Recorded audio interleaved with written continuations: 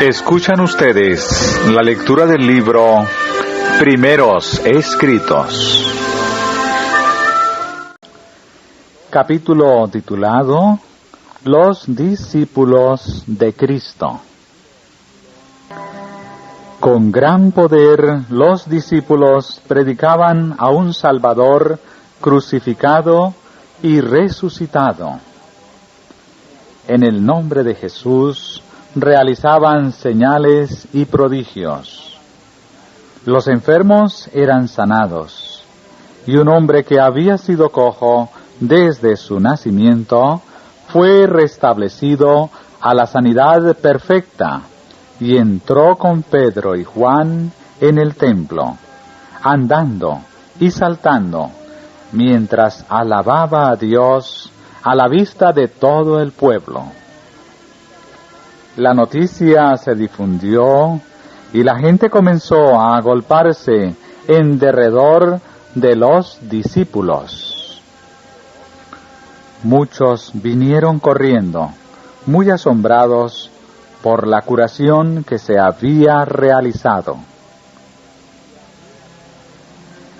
Cuando Jesús murió, los sacerdotes pensaron que ya no se realizarían milagros entre ellos, que la excitación se apagaría y que la gente volvería a las tradiciones humanas. Pero he aquí que en su mismo medio los discípulos obraban milagros y el pueblo se asombraba. Jesús había sido crucificado. Y los sacerdotes se preguntaban, ¿de dónde habían recibido su poder los discípulos?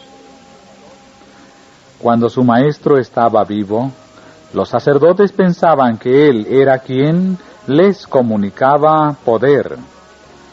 Pero habiendo muerto, esperaban que los milagros cesasen. Pedro comprendió su perplejidad y les dijo, varones israelitas, ¿por qué os maravilláis de esto? ¿O por qué ponéis los ojos en nosotros, como si por nuestro poder o piedad hubiésemos hecho andar a éste?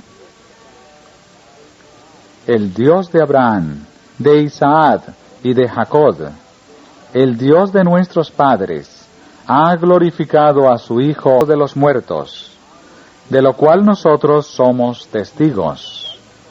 Y por la fe en su nombre, a este que vosotros veis y conocéis, le ha confirmado su nombre.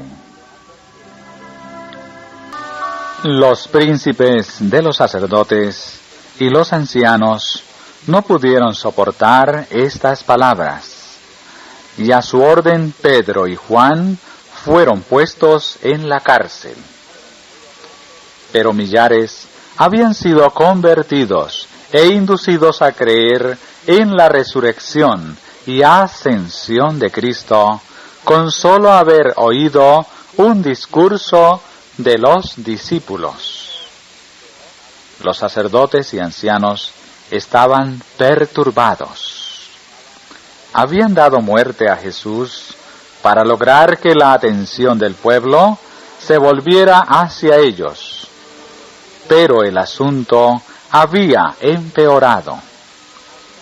Los discípulos los acusaban abiertamente de ser los homicidas del Hijo de Dios, y no podían determinar hasta dónde podían llegar las cosas, o cómo los habría de considerar el pueblo.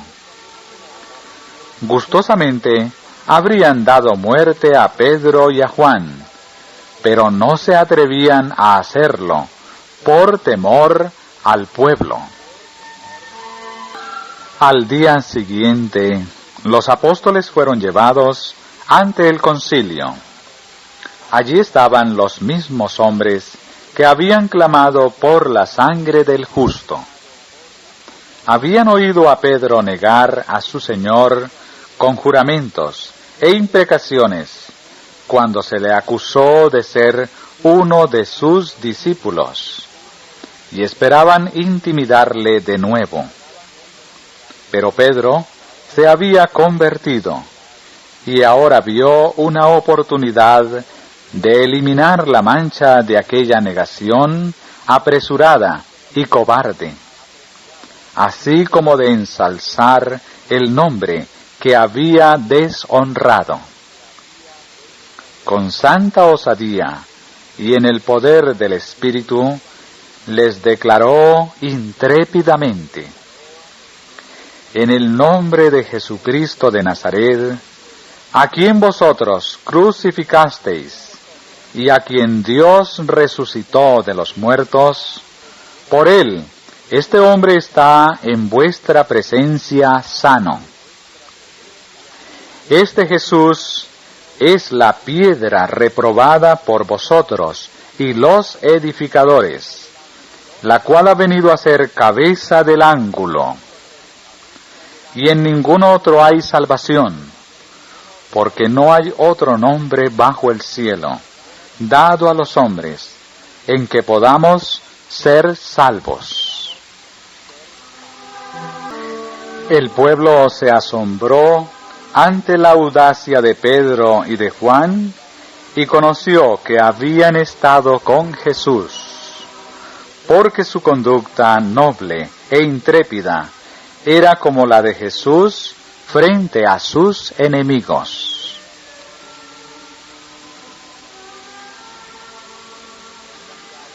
Jesús, con una mirada de compasión y tristeza, había reprendido a Pedro cuando éste le negaba, y ahora, mientras reconocía valientemente a su Señor, Pedro fue aprobado y bendecido. En prueba de la aprobación de Jesús, quedó henchido del Espíritu Santo.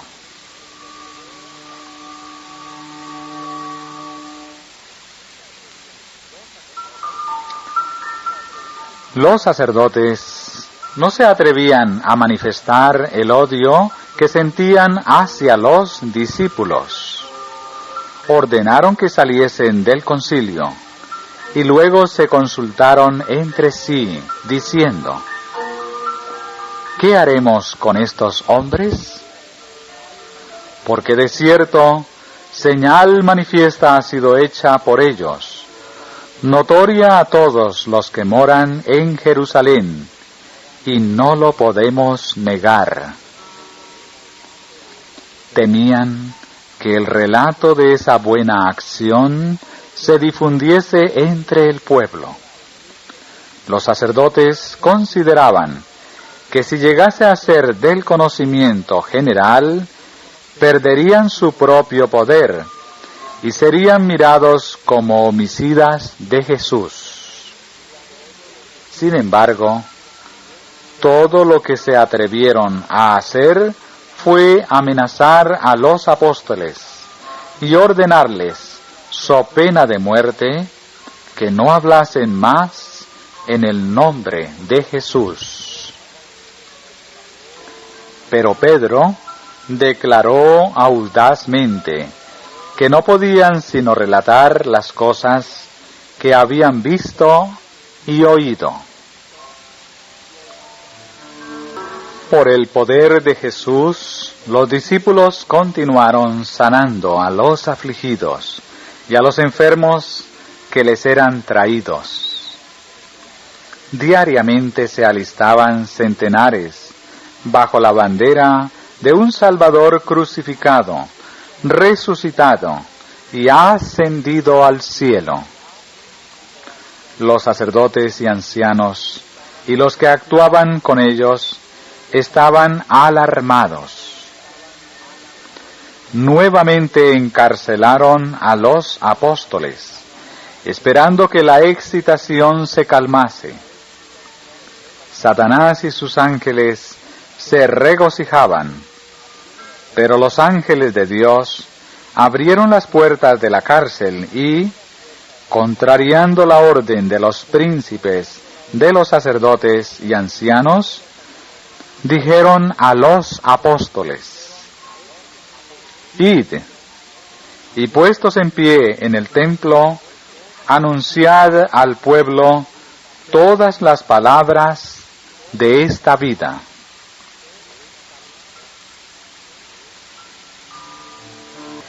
El concilio se congregó y mandó buscar a los presos. Los alguaciles abrieron las puertas de la cárcel, pero allí no estaban aquellos a quienes buscaban.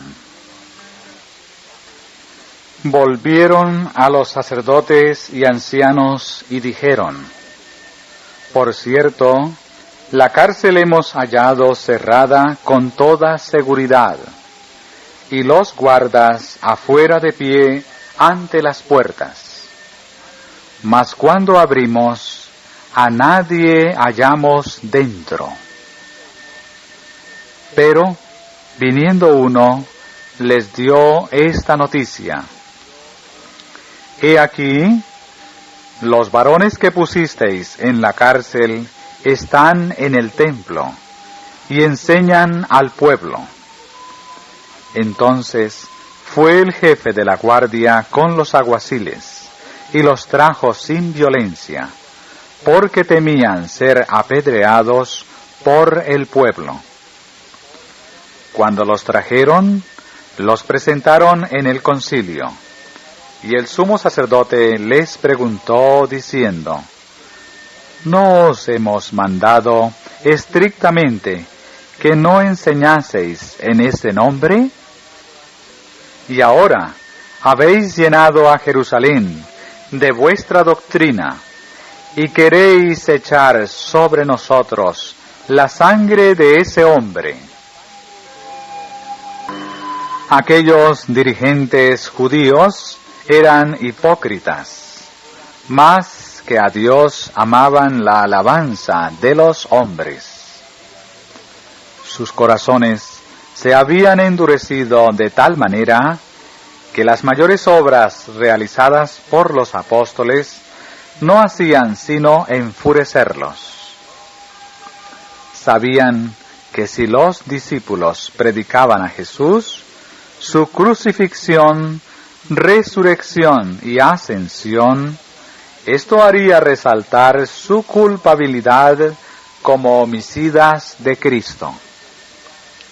No estaban tan dispuestos a recibir la sangre de Jesús como cuando clamaron vehementemente: su sangre sea sobre nosotros y sobre nuestros hijos.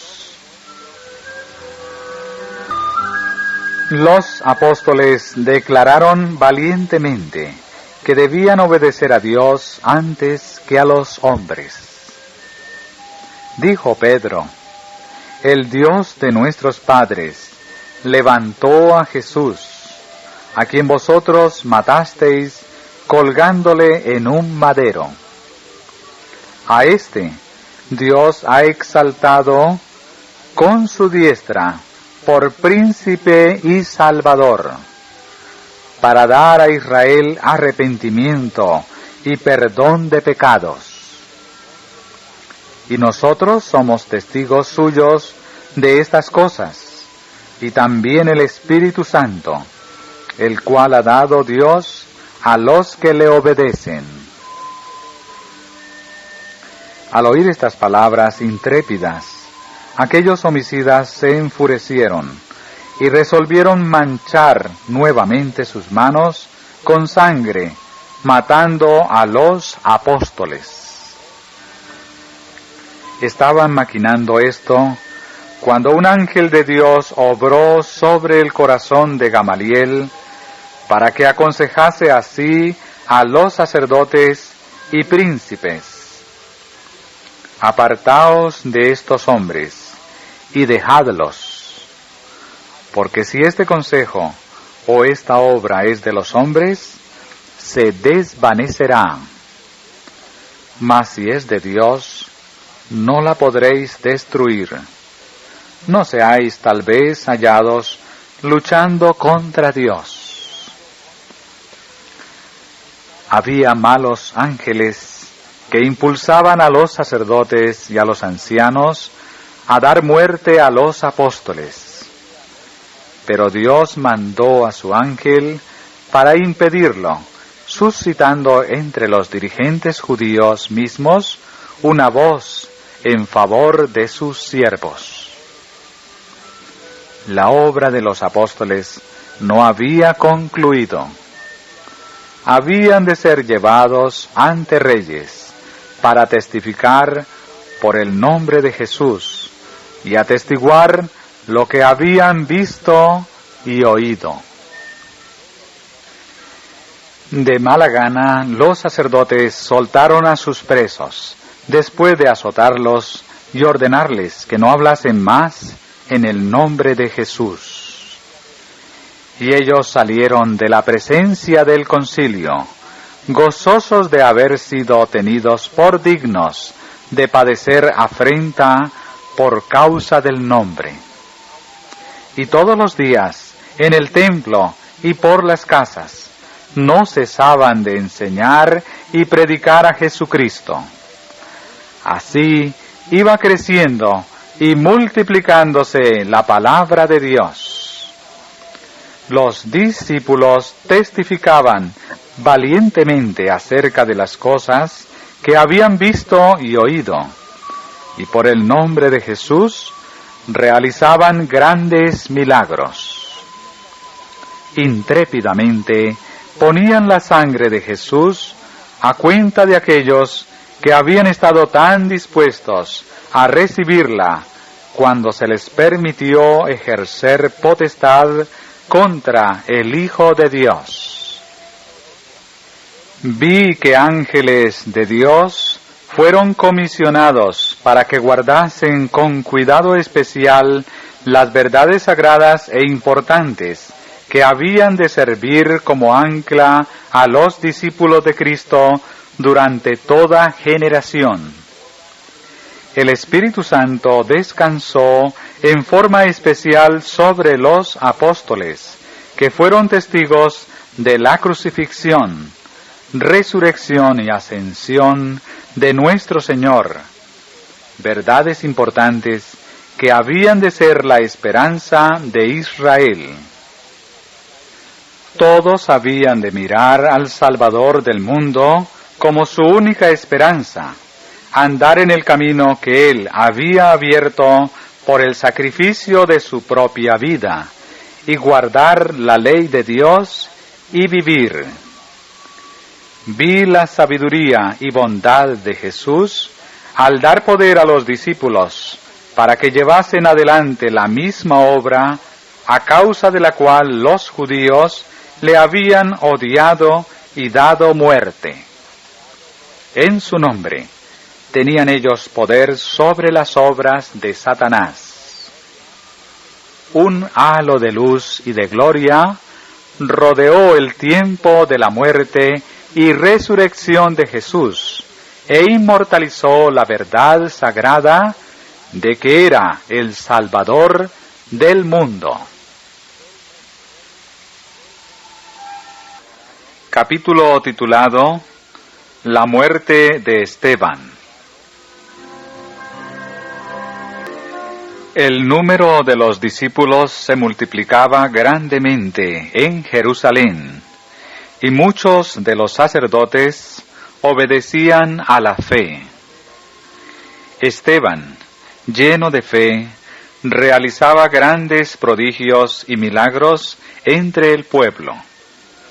Los dirigentes judíos fueron movidos a mayor ira cuando vieron que había sacerdotes entre los que se apartaban de sus tradiciones, así como de los sacrificios y ofrendas, y aceptaban a Jesús como el gran sacrificio.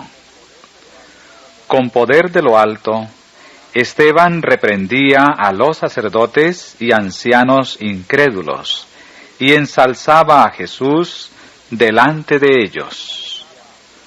No podían resistir la sabiduría y el poder con que él hablaba, y al comprobar que no podían prevalecer contra él, sobornaron a hombres que jurasen falsamente que le habían oído pronunciar palabras blasfemas contra Moisés y contra Dios. Excitaron al pueblo y, apresando a Esteban, mediante falsos testigos, le acusaron de hablar contra el templo y la ley. Testificaron que le habían oído decir que Jesús de Nazaret destruiría las costumbres que Moisés les había dado. Mientras Esteban estaba de pie delante de sus jueces, la luz de la gloria de Dios descansó sobre su rostro. Entonces, todos los que estaban sentados en el concilio, al fijar los ojos en él, vieron su rostro como el rostro de un ángel. Cuando se le pidió que contestase las acusaciones presentadas contra él, comenzó con Moisés y los profetas. Recapituló la historia de los hijos de Israel y el trato de Dios con ellos, y demostró cómo Cristo había sido predicho en las profecías. Se refirió a la historia del templo y declaró que Dios no mora en templos hechos por manos humanas. Los judíos adoraban al templo y se llenaban de mayor indignación por cualquier cosa dicha contra aquel edificio que si hubiese sido pronunciada contra Dios. Cuando Esteban habló de Cristo y se refirió al templo, vio que el pueblo rechazaba sus palabras y lo reprendió intrépidamente. Duros de cerviz e incircunciso de corazón y de oídos, vosotros resistís siempre al Espíritu Santo.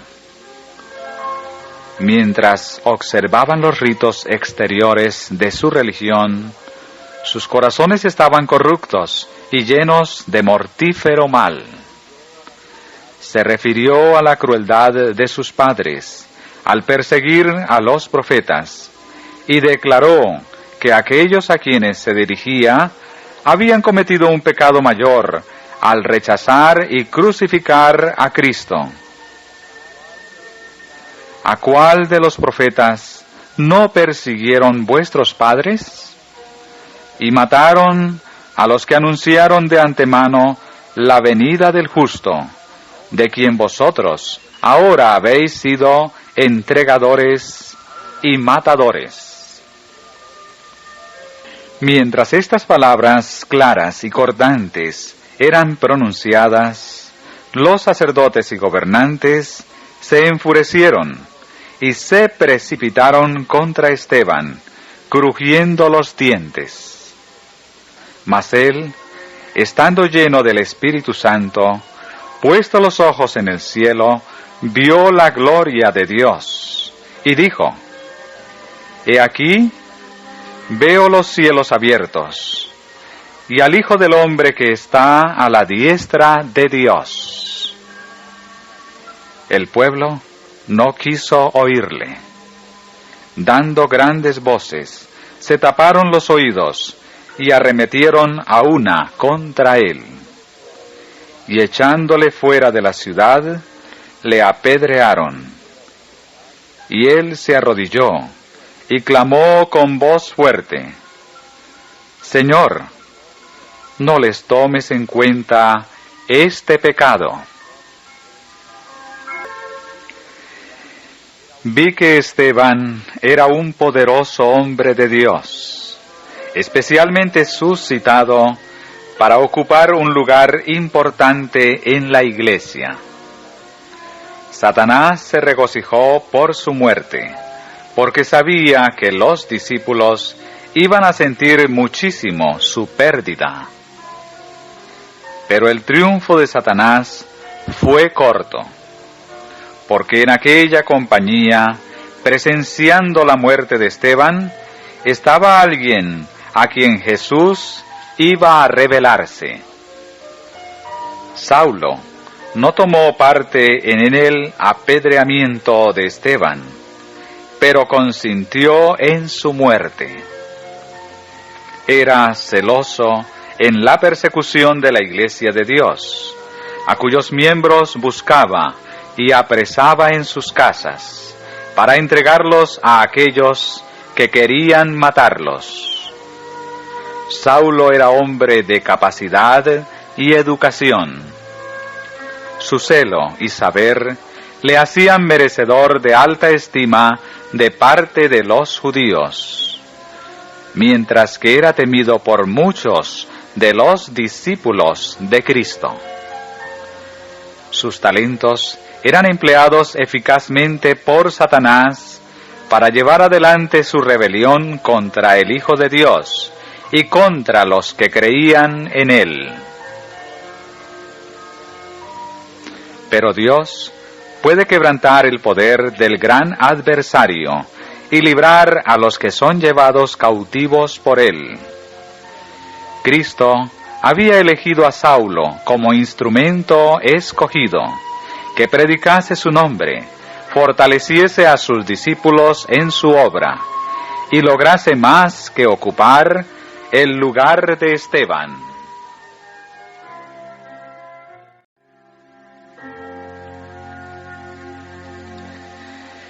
Capítulo titulado La conversión de Saulo.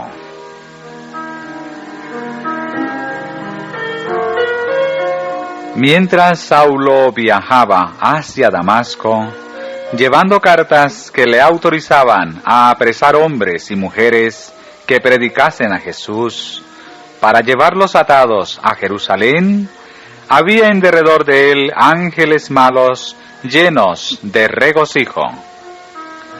Pero de repente una luz del cielo brilló en derredor de él, ahuyentó a los malos ángeles y le hizo caer prestamente al suelo. Oyó una voz que le decía: Saulo, Saulo, ¿por qué me persigues? Saulo preguntó: ¿Quién eres, Señor? Y el Señor dijo: Yo soy Jesús, a quien tú persigues. Dura cosa te es dar coces contra el aguijón. Y Saulo, temblando y asombrado, dijo: Señor, ¿qué quieres que yo haga? Y el Señor dijo: Levántate y entra en la ciudad, y se te dirá lo que debes hacer. Los hombres que le acompañaban se quedaron atónitos, oyendo una voz, pero no viendo a nadie. Cuando la luz se disipó, y Saulo se levantó del suelo y abrió los ojos, se encontró totalmente privado de la vista. La gloria de la luz celestial le había enceguecido. Se le condujo de la mano hasta Damasco, y estuvo 3 días sin ver, sin comer, ni beber. El Señor había enviado su ángel a uno de los hombres a quienes Saulo esperaba llevar cautivos, y le reveló en visión que debía ir a la calle llamada Derecha, para buscar en casa de Judas a uno llamado Saulo, de Tarso. Porque he aquí, él ora, y ha visto en visión a un varón llamado Ananías, que entra y le pone las manos encima para que recobre la vista. Temió Ananías que hubiese algún error en todo esto, y así empezó a relatar al Señor cuánto de Saulo había oído decir. Pero el Señor respondióle: Ve, porque instrumento escogido me es este, para llevar mi nombre en presencia de los gentiles, y de reyes, y de los hijos de Israel, porque yo le mostraré cuánto le es necesario padecer por mi nombre.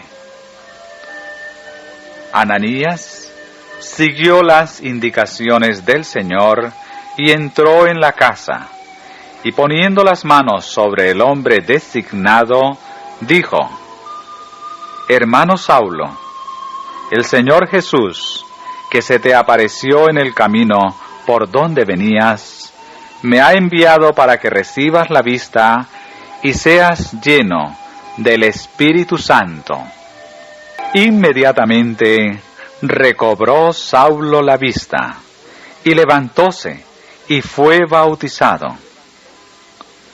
Después enseñó en la sinagoga que Jesús era verdaderamente el Hijo de Dios. Cuantos le oían estaban atónitos y preguntaban: ¿no es este el que asolaba en Jerusalén a los que invocaban este nombre, y a eso vino acá, para llevarlos presos ante los principales sacerdotes?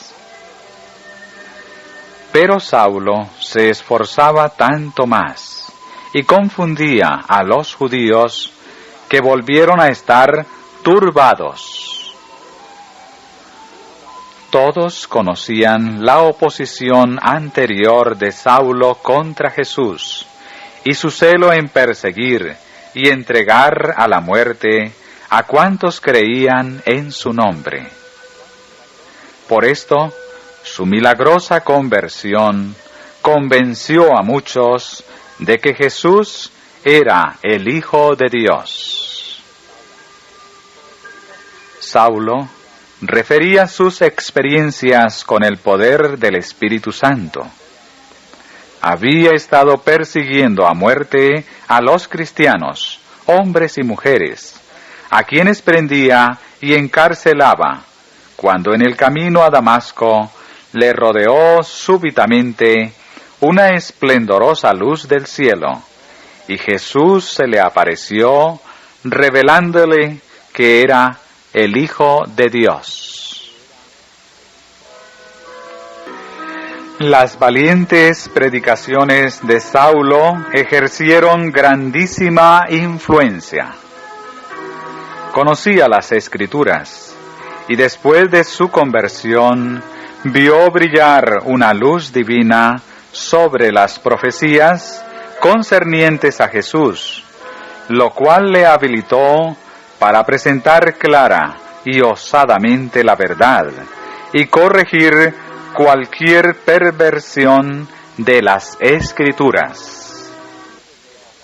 Como el Espíritu de Dios descansaba sobre él, presentaba con claridad y fuerza a sus oyentes las profecías hasta el tiempo del primer advenimiento de Cristo, y les mostraba que se habían cumplido las Escrituras, que se referían a sus sufrimientos, muerte y resurrección.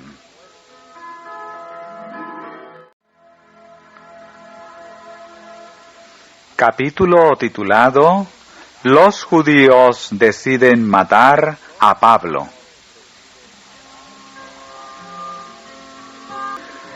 Cuando los principales sacerdotes y gobernantes presenciaron el efecto que tenía el relato de lo que había experimentado Pablo, se sintieron movidos a odiarle.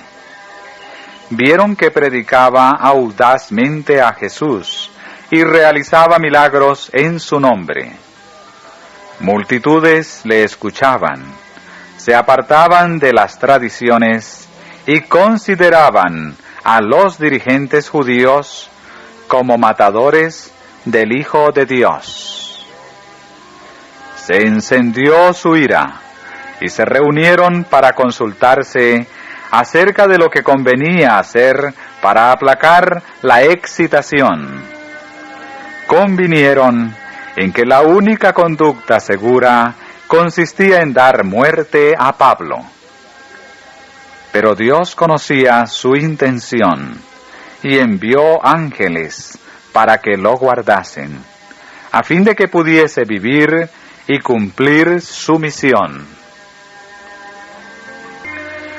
Conducidos por Satanás, los judíos incrédulos pusieron guardias que velasen a las puertas de Damasco día y noche, a fin de que cuando Pablo pasase por ellas, pudiesen matarlo inmediatamente. Pero Pablo había sido informado de que los judíos procuraban su vida, y los discípulos le bajaron desde la muralla en una canasta, y de noche. Al no poder así cumplir su propósito, los judíos se avergonzaron e indignaron, y el propósito de Satanás fue derrotado. Después de esto, Pablo se fue a Jerusalén para unirse a los discípulos, pero estos le temían todos. No podían creer que fuese discípulo. Los judíos de Damasco habían procurado quitarle la vida, y sus propios hermanos no querían recibirle. Pero Bernabé se hizo cargo de él y le llevó a los apóstoles, declarándoles cómo había visto al Señor en el camino y que en Damasco había predicado valientemente en nombre de Jesús. Pero Satanás estaba incitando a los judíos a destruir a Pablo, y Jesús le ordenó que dejase a Jerusalén. En compañía de Bernabé, fue a otras ciudades predicando a Jesús y realizando milagros, y muchos se convertían. Al ser sanado un hombre que había sido cojo de nacimiento, la gente que adoraba a los ídolos estaba por ofrecer sacrificio a los discípulos. Pablo se entristeció y les dijo que él y su colaborador no eran sino hombres, y que el Dios que había hecho los cielos y la tierra, el mar y todas las cosas que en ellos hay, era el único que debía ser adorado. Así ensalzó Pablo a Dios delante de la gente, pero a duras penas pudo refrenarla. En la mente de esa gente se estaba formando el primer concepto de la fe en el Dios verdadero, así como del culto y honor que se le debe rendir. Pero mientras escuchaban a Pablo, Satanás estaba incitando a los judíos incrédulos de otras ciudades a que siguiesen a Pablo para destruir la buena obra hecha por él. Estos judíos excitaron a aquellos idólatras mediante falsos informes contra Pablo. El asombro y la admiración de la gente se transformó en odio, y los que poco antes habían estado dispuestos a adorar a los discípulos, apedrearon a Pablo y lo sacaron de la ciudad como muerto. Pero mientras los discípulos estaban de pie en derredor de Pablo, llorándolo, con gozo lo vieron levantarse, y entró con ellos en la ciudad. En otra ocasión, mientras Pablo y Silas predicaban a Jesús, cierta mujer poseída de un espíritu de adivinación lo seguía clamando: «Estos hombres son siervos del Dios Altísimo, quienes os anuncian el camino de salvación». Ella siguió así a los discípulos durante muchos días. Pero esto entristecía a Pablo, porque esos clamores distraían de la verdad la atención de la gente. El propósito de Satanás, al inducirla a hacer eso, era crear en la gente un desagrado que destruyese la influencia de los discípulos. El espíritu de Pablo se conmovió dentro de sí, y dándose vuelta dijo al espíritu: «Te mando en el nombre de Jesucristo, que salgas de ella». Y el mal espíritu, así reprendido, la dejó. A sus amos les había agradado que clamase detrás de los discípulos. Pero cuando el mal espíritu la dejó, y vieron en ella una mansa discípula de Cristo, se enfurecieron. Mediante las adivinaciones de ella, ellos habían obtenido mucho dinero, y ahora se desvanecía su esperanza de ganancias.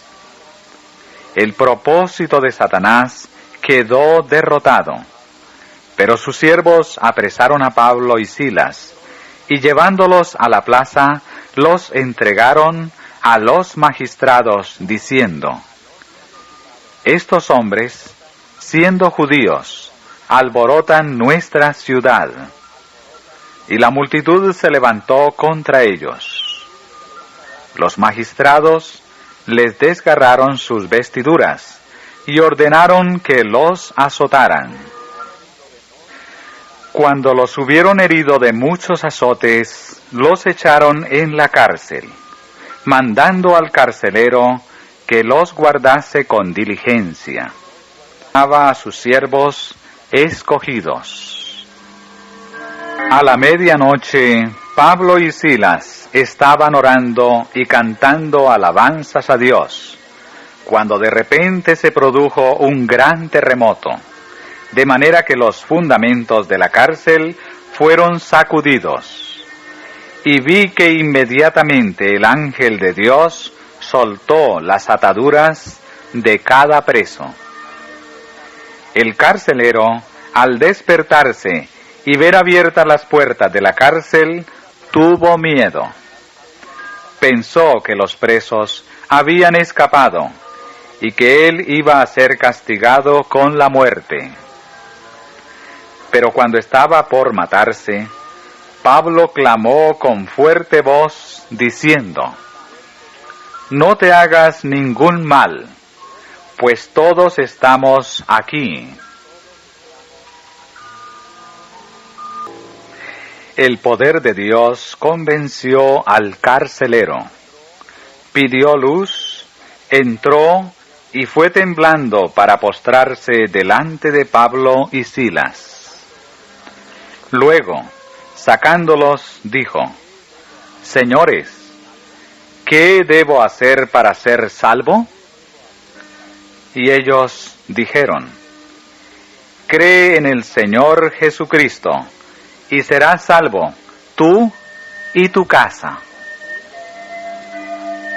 El carcelero reunió entonces a todos los de su casa, y Pablo les predicó a Jesús.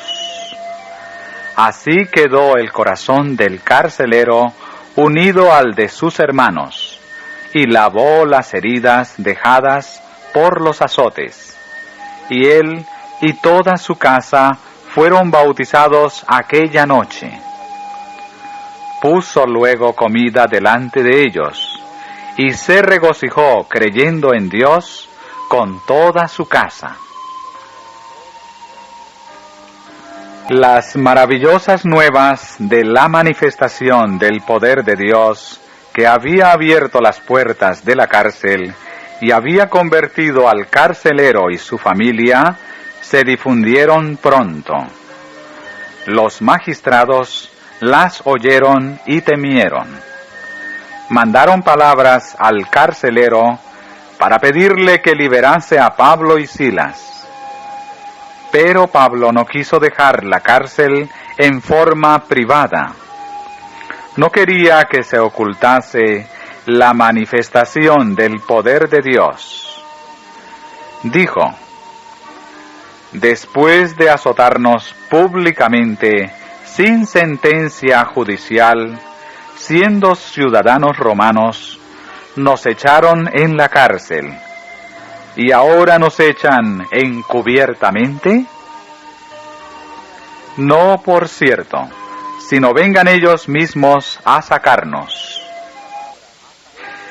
Cuando esas palabras fueron repetidas a los magistrados, y se supo que los apóstoles eran ciudadanos romanos, los gobernantes se alarmaron por temor de que se quejasen al emperador de haber sido tratados ilícitamente. Así que ellos vinieron, les rogaron y los sacaron de la cárcel, deseosos de que saliesen de la ciudad. Capítulo titulado Pablo visita a Jerusalén. Después de la conversión de Pablo, éste visitó a Jerusalén y allí predicó a Jesús y las maravillas de su gracia. Relató su conversión milagrosa, lo cual enfureció hasta tal punto a los sacerdotes y gobernantes que procuraron quitarle la vida. Pero a fin de que se salvase, Jesús volvió a aparecerle en visión mientras oraba, y le dijo: «Date prisa y sal prontamente de Jerusalén, porque no recibirán tu testimonio acerca de mí». Pablo contestó: «Señor, ellos saben que yo encarcelaba y azotaba en todas las sinagogas a los que creían en ti, y cuando se derramaba la sangre de Esteban, tu testigo, yo mismo también estaba presente, y consentía en su muerte, y guardaba las ropas de los que le mataban». Pablo pensaba que los judíos de Jerusalén no podrían resistir su testimonio, que considerarían que el gran cambio realizado en él podía deberse únicamente al poder de Dios. Pero la respuesta fue aún más decidida: «Ve, porque yo te enviaré lejos a los gentiles». Mientras estuvo ausente de Jerusalén, Pablo escribió muchas cartas a diferentes lugares, en las que relataba su experiencia y testificaba poderosamente. Pero algunos se esforzaron por destruir la influencia de aquellas cartas. Se veían obligados a admitir que tenían peso y poder, pero declaraban que la presencia corporal del autor era débil y despreciable su habla. Los hechos del caso eran que Pablo era un hombre de gran saber, y su prudencia y sus modales encantaban a sus oyentes. Agradaba a los sabios con su conocimiento, y muchos de ellos creían en Jesús. Cuando estaba ante reyes y grandes asambleas, manifestaba tal elocuencia que fascinaba a todos los presentes. Esto enfurecía mucho a los sacerdotes y ancianos. Era fácil para Pablo entrar en raciocinios profundos, y elevándose, arrastraba a la gente consigo en los pensamientos más exaltados, al presentar las riquezas profundas de la gracia de Dios y describir el asombroso amor de Cristo. Luego, con sencillez, descendía al nivel que el pueblo común podía comprender, y de la manera más poderosa relataba su experiencia, y despertaba en sus oyentes el ardiente deseo de ser discípulos de Cristo. Nuevamente el Señor se apareció a Pablo y le reveló que debía subir a Jerusalén, que allí sería atado y que sufriría por su nombre. Aunque estuvo preso mucho tiempo, el Señor se valió de él para llevar adelante su obra especial. Sus cadenas habían de ser el medio de difundir el conocimiento de Cristo y de esta suerte glorificar a Dios. Al ser enviado de una ciudad a otra para ser enjuiciado, su testimonio concerniente a Jesús y los incidentes interesantes de su propia conversión fueron relatados delante de reyes y gobernantes, para que ellos quedasen sin excusa en lo concerniente a Jesús. Miles creyeron en Cristo y se regocijaron en su nombre. Vi que el propósito especial de Dios se cumplió en el viaje de Pablo por mar. El Señor quería que la tripulación del barco presenciase manifestaciones del poder de Dios por medio de Pablo, que los paganos también oyesen el nombre de Jesús, y que muchos se convirtiesen por las enseñanzas de Pablo y la comprobación de los milagros que realizaba. Reyes y gobernantes fueron encantados por su raciocinio, y mientras que con celo y el poder del Espíritu Santo predicaba a Jesús y relataba los acontecimientos interesantes de su experiencia, se apoderaba de ellos la convicción de que Jesús era el Hijo de Dios. Mientras algunos se llenaban de asombro al escuchar a Pablo, uno exclamó: «Por poco me persuades a ser cristiano». Sin embargo, la mayoría de los que le oyeron pensaron que en algún tiempo futuro considerarían lo que habían oído. Satanás se valió de la demora, y por el hecho de que descuidaron la oportunidad cuando su corazón fue enternecido, la perdieron para siempre. Sus corazones se endurecieron. Me fue mostrada la obra de Satanás al enceguecer primero los ojos de los judíos, para que no recibiesen a Jesús como su Salvador, y luego al inducirlos a desear quitarle la vida por la envidia que sentían a causa de sus obras poderosas. Satanás entró en uno de los discípulos de Cristo y lo indujo a entregarlo en las manos de sus enemigos, para que crucificasen al Señor de la vida y de la gloria. Después que Jesús resucitó de entre los muertos, los judíos añadieron un pecado al otro, al procurar ocultar el hecho de su resurrección, sobornando la guardia romana para que atestiguase una mentira. Pero la resurrección de Jesús quedó doblemente asegurada por la resurrección de una multitud de testigos en la misma ocasión. Después de su resurrección, Jesús apareció a sus discípulos y a más de 500 personas de una vez, mientras que los resucitados con él aparecieron a muchos, declarando que Jesús había resucitado. Satanás había inducido a los judíos a rebelarse contra Dios, negándose a recibir a su Hijo y manchando sus manos con su preciosísima sangre. A pesar de la categórica evidencia de que Jesús era el Hijo de Dios, el Redentor del mundo, le habían dado muerte, y no quisieron recibir evidencia alguna en su favor.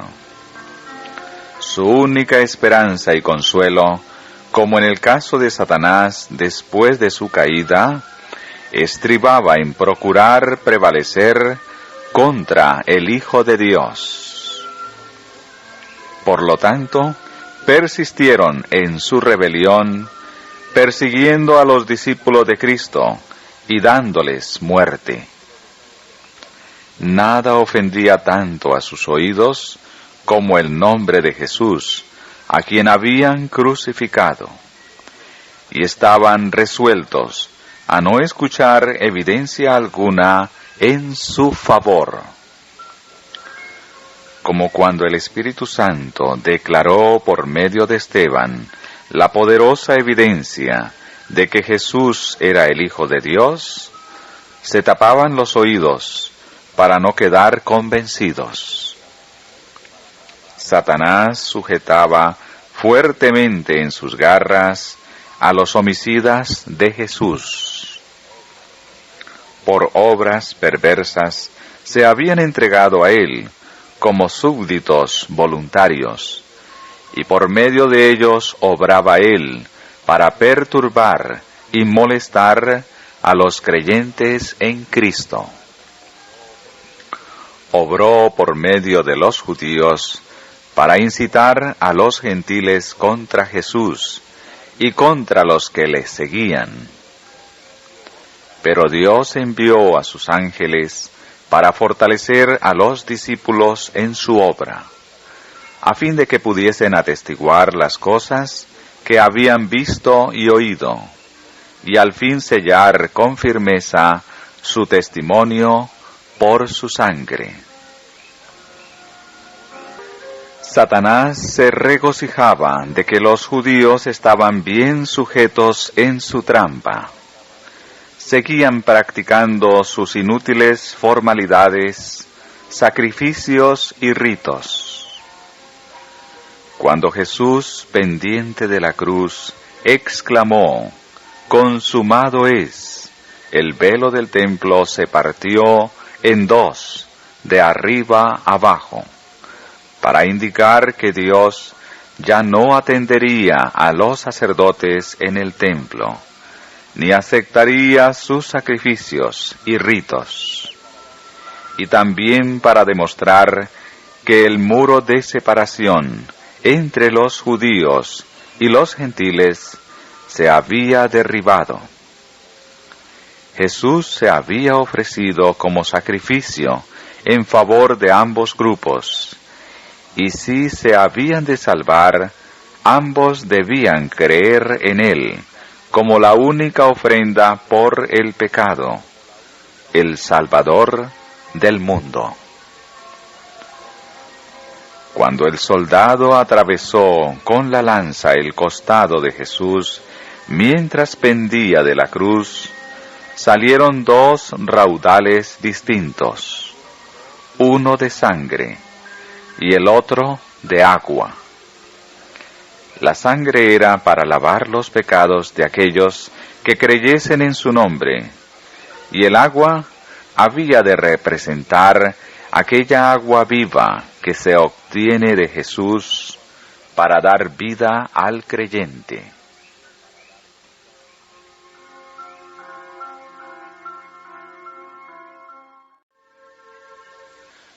Capítulo titulado La gran apostasía.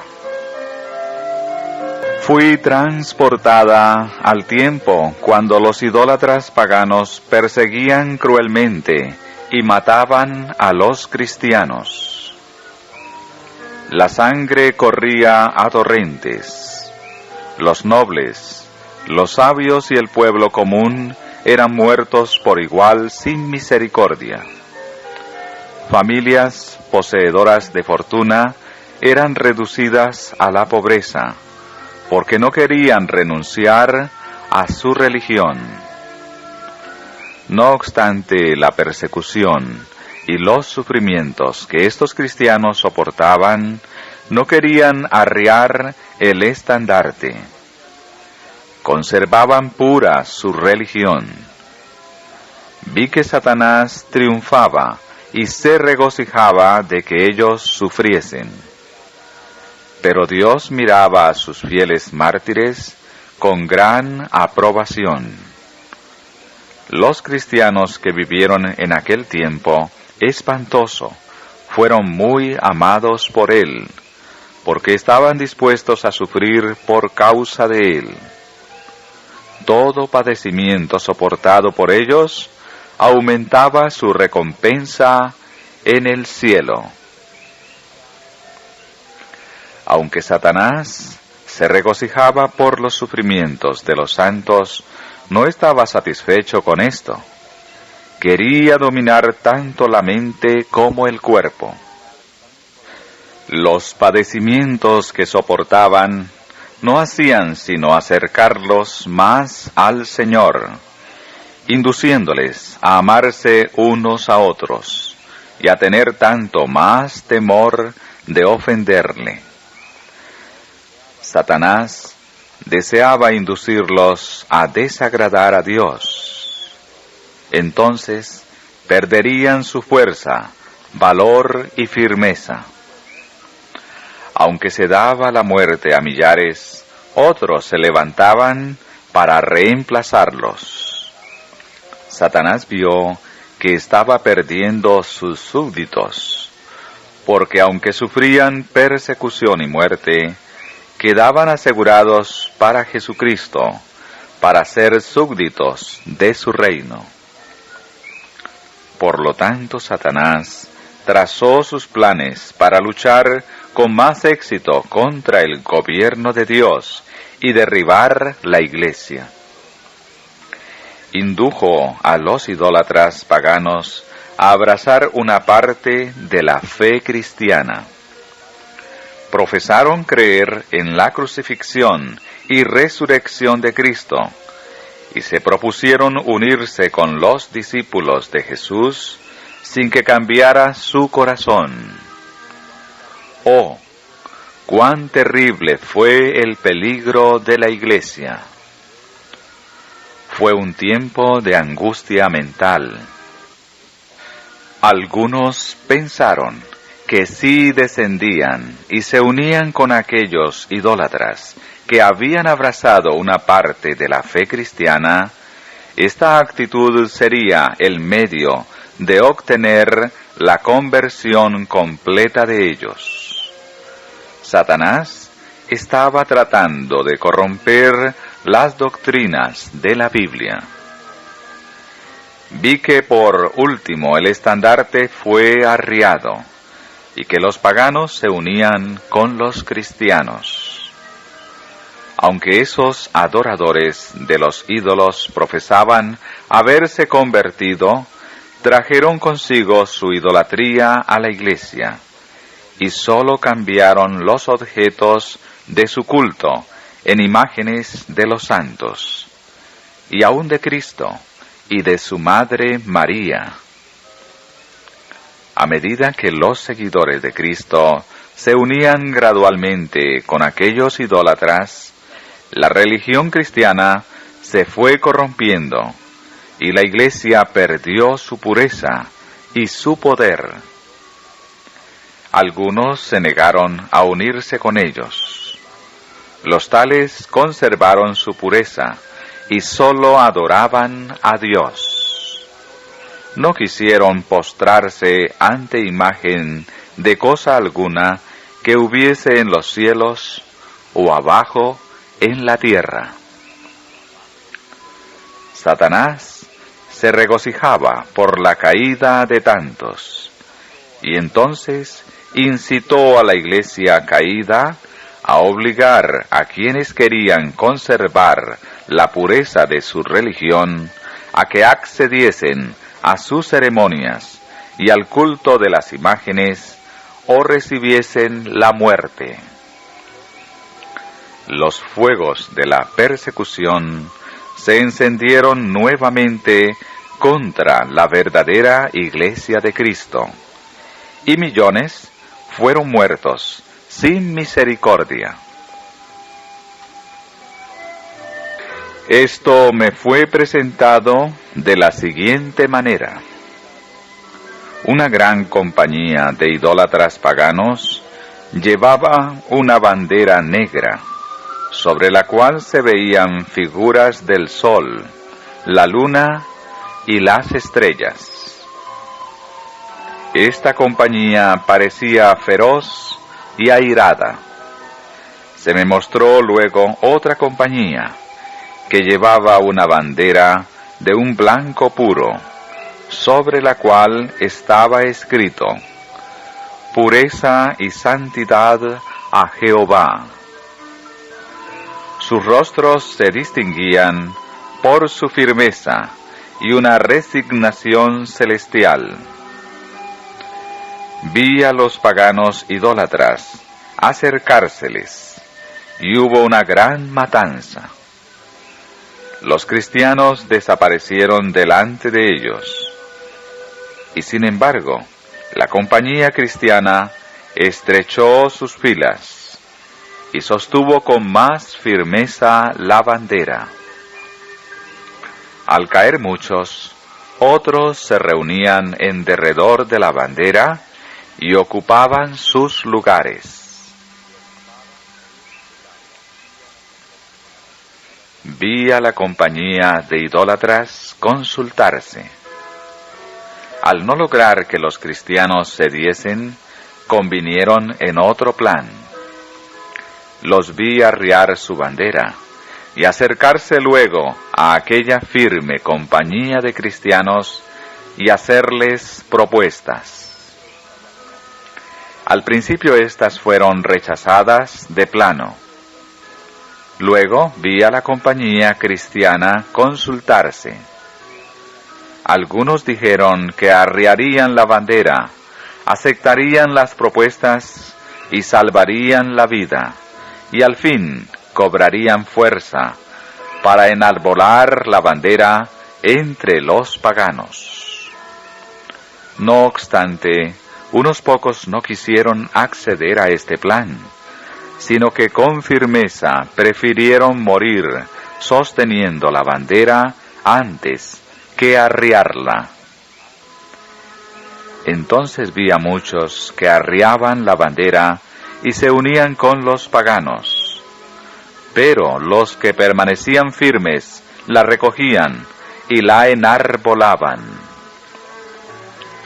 Vi que constantemente había personas que abandonaban la compañía de aquellos que llevaban la bandera pura, y se unían con los idólatras bajo la bandera negra, para perseguir a los que llevaban la blanca. Muchos eran muertos, y sin embargo la bandera blanca se mantenía en alto, y otros creyentes eran suscitados para reunirse en derredor de ella.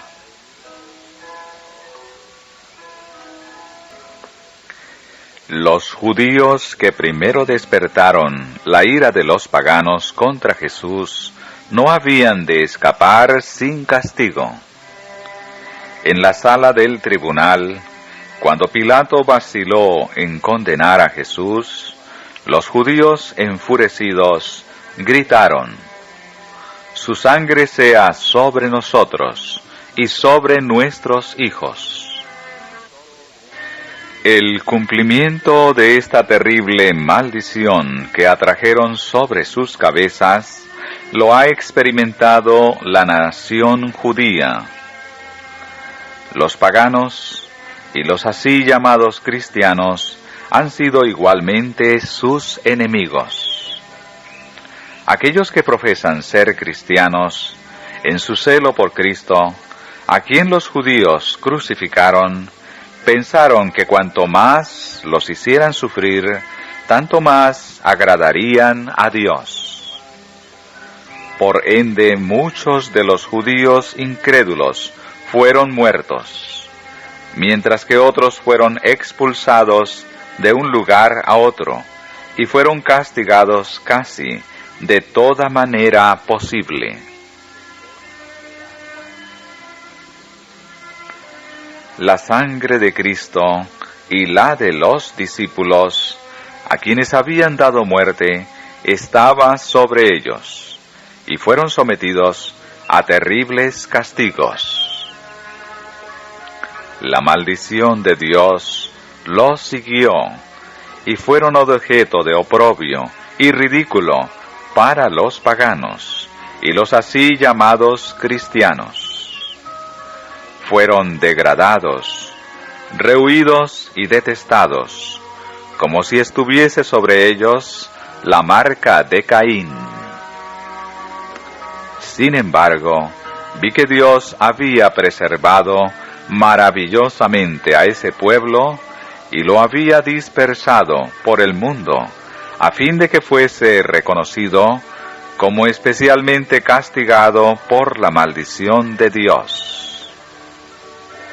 Vi que Dios había abandonado a los judíos como nación, pero que miembros individuales de entre ellos se han de convertir todavía y ser capacitados para arrancar el velo de sus corazones y ver que la profecía relativa a ellos se ha cumplido.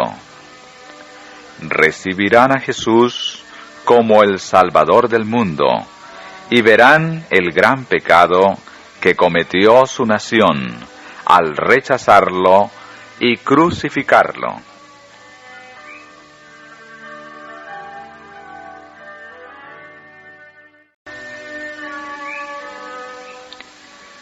Capítulo titulado El misterio de iniquidad.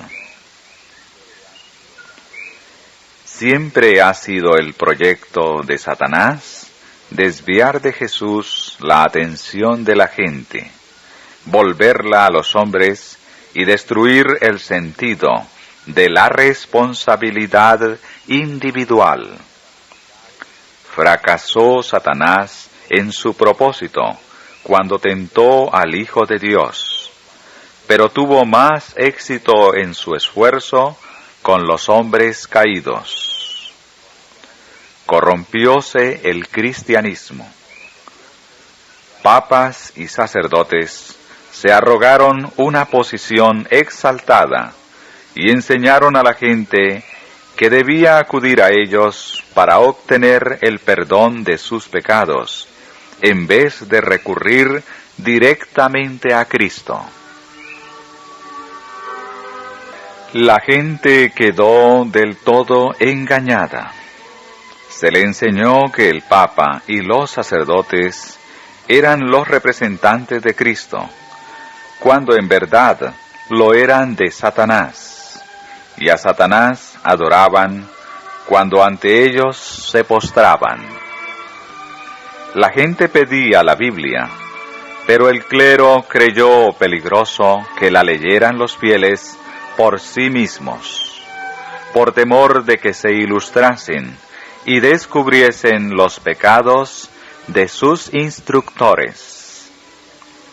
Se enseñó a la gente a recibir las palabras de esos engañadores como si proviniesen de la boca de Dios. Ejercían sobre la mente aquel poder que sólo Dios debiera ejercer. Si algunos se atrevían a seguir sus propias convicciones, se encendía contra ellos el mismo odio que los judíos habían manifestado contra Jesús, y los que tenían autoridad se rebelaban sedientos de su sangre. Me fue mostrado un tiempo en que Satanás triunfaba especialmente. Multitudes de cristianos eran muertos de una manera espantosa, porque querían conservar la pureza de su religión. La Biblia era odiada, y se hacían esfuerzos para raerla de la tierra. A la gente se le prohibía leerla, so pena de muerte. Y todos los ejemplares que se podían encontrar eran quemados. Pero vi que Dios tuvo cuidado especial de su palabra y la protegió. En diferentes periodos solo quedaron unos cuantos ejemplares de la Biblia, pero Dios no consintió que se perdiera su palabra, porque en los últimos días los ejemplares iban a multiplicarse de tal manera que cada familia podría poseerla. Vi que cuando había pocos ejemplares de la Biblia, los perseguidos discípulos de Jesús hallaban en ella inestimable tesoro y profundo consuelo. La leían secretamente, y quienes disfrutaban de este excelso beneficio sentían que habían conversado con Dios, con su Hijo Jesús y con sus discípulos. Pero este bendito privilegio costó la vida de muchos. Si los descubrían, los mandaban al tajo del verdugo, a la hoguera o a lóbregas mazmorras, donde los dejaban morir de hambre. No podía Satanás impedir el plan de salvación. Jesús fue crucificado y resucitó al tercer día, pero Satanás les dijo a sus ángeles que sacaría ventajas de la crucifixión y resurrección. Estaba conforme con los que profesaban la fe de Jesús, diesen por invalidadas después de la muerte de Cristo las leyes que regulaban los sacrificios y ofrendas judaicos, con tal que pudiese llevarlos más lejos y hacerles creer que también la ley de los 10 mandamientos había cesado cuando Cristo murió. Vi que muchos cedían fácilmente a este engaño de Satanás.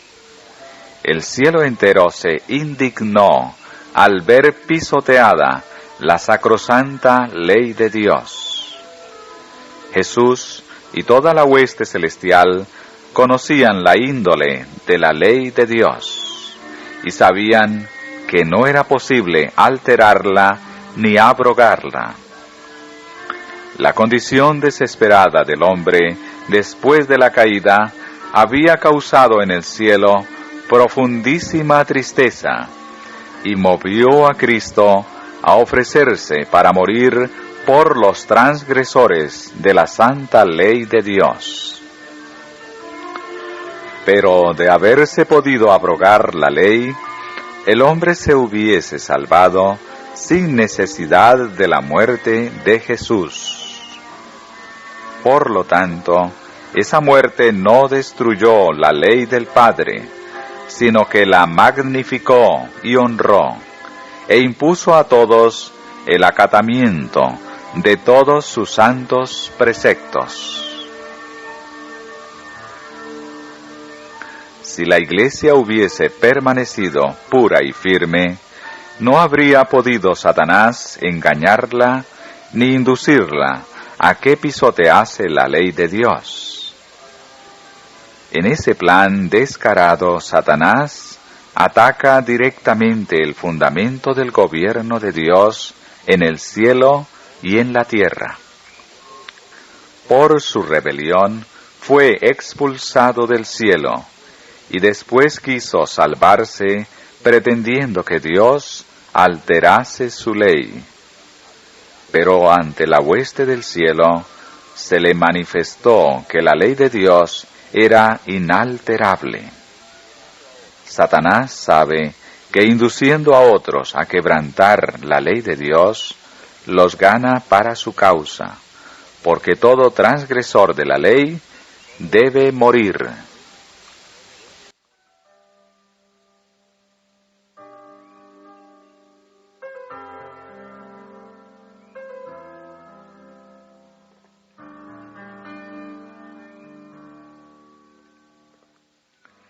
Resolvió Satanás ir todavía más lejos. Dijo a sus ángeles que algunos tendrían tanto celo por la ley de Dios que no se dejarían prender en esa trampa, pues los 10 mandamientos eran tan explícitos que muchos creerían que seguían válidos, y por lo tanto solo debía tratar de corromper uno de los mandamientos. Así que indujo a sus representantes a intentar cambiar el cuarto, o sea, el mandamiento del día de reposo, con lo que alterarían el único de los 10 que revela al Dios verdadero, el Creador de los cielos y de la tierra. Satanás recordó a sus representantes la gloriosa resurrección de Jesús y les dijo que por haber resucitado el primer día de la semana, el Salvador había trasladado el descanso del séptimo al primer día de la semana. Así se valió Satanás de la resurrección en provecho de sus propósitos. Él y sus ángeles se congratularon de que los errores por ellos preparados fuesen aceptados tan favorablemente entre quienes se llamaban amigos de Cristo. Lo que uno consideraba con religioso horror, lo admitía otro, y así fueron celosamente acogidos y defendidos diferentes errores. La voluntad de Dios, tan claramente revelada en su palabra, fue encubierta con errores y tradiciones que eran enseñados como mandamientos de Dios. Aunque este engaño, que desafía al cielo, será tolerado hasta la segunda venida de Jesús, no ha quedado Dios sin testigos durante todo ese tiempo de error y engaño. En medio de las tinieblas y persecuciones contra la Iglesia, siempre hubo cristianos que guardaron fielmente todos los mandamientos de Dios. Vi que la hueste angélica llenóse de asombro al contemplar la pasión y muerte del Rey de Gloria. Pero también vi que no le sorprendió que el Señor de la vida y de la gloria, el que henchía los cielos de gozo y esplendor, quebrantase los lazos de la muerte y surgiese de la tumba como triunfante vencedor. Por lo tanto, si uno de estos dos sucesos hubiese de conmemorarse por un día de descanso, habría de ser el de la crucifixión.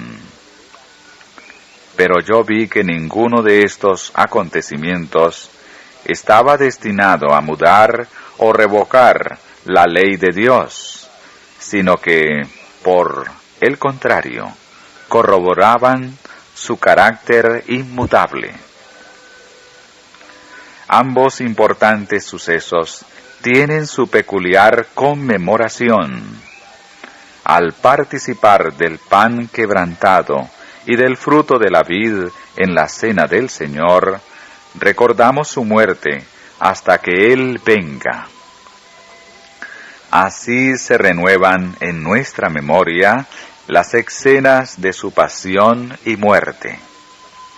Conmemoramos la resurrección de Cristo al ser sepultados con Él en el bautismo y levantarnos de la tumba líquida para vivir en novedad de vida a semejanza de su resurrección.